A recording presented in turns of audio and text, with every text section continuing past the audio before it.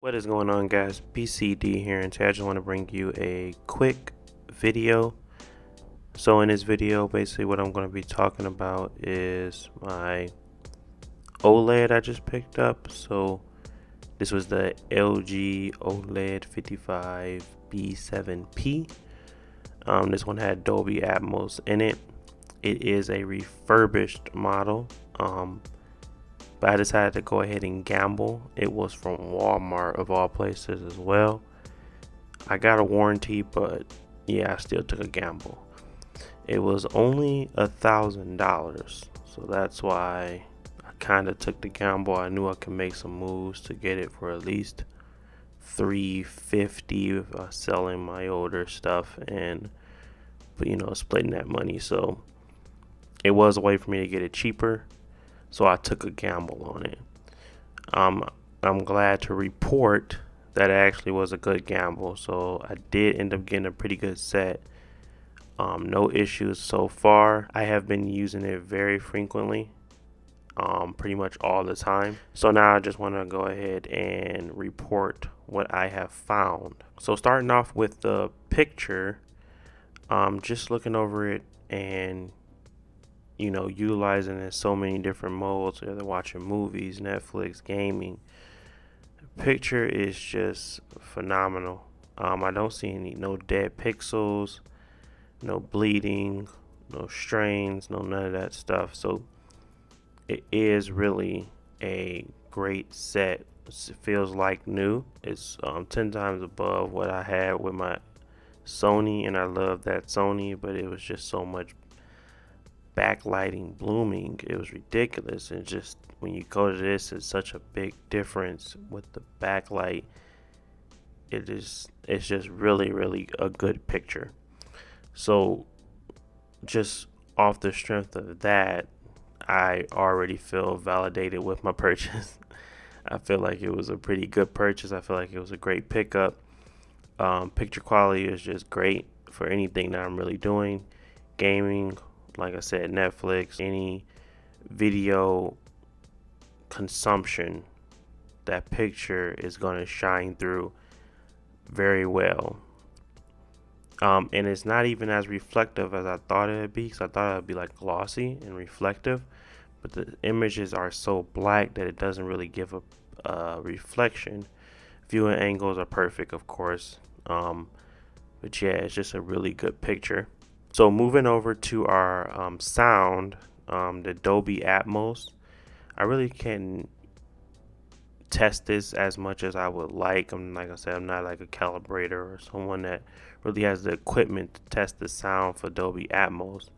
I do feel as if the acoustics or wall bounce in my home is a little bit more fitted for the Dolby Atmos. It has the ability to, it's called, I forget what it's called, but it's some type of magic sound where you can set it up inside your settings where it will automatically adjust for the wall bounce of the sound in your home.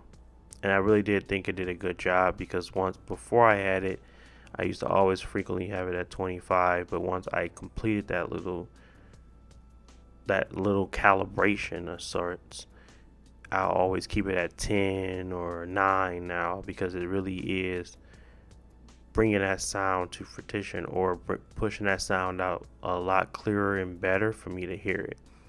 So sound overall is great. It's still above my Sony. I don't want to compare it to the Sony because it's in a different bracket, but yeah, that the sound quality for the Dolby Atmos, I'll just turn that on for anything that's not Dolby Atmos, so it can get that some type of streamline, so all my experiences are kind of the same.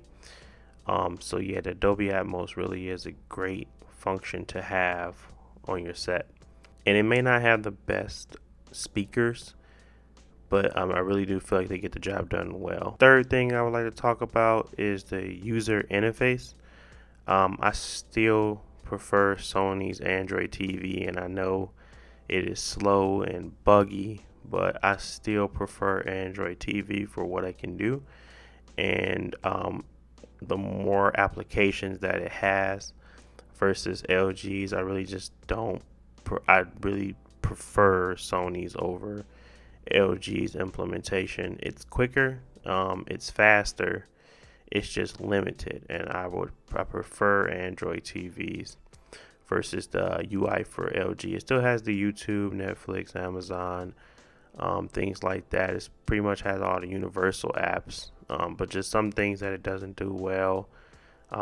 Like I prefer to have it where it's the HDMI link where it pulls up your game as soon as you turn it on. I really can't do that on the LG. It'll say it's available, but I still have to click a button in order for it to switch over. Um, it doesn't have the ability for me to Chromecast immediately. I had to go buy a dongle, and I Chromecast a lot of stuff, so that really is a downfall for me.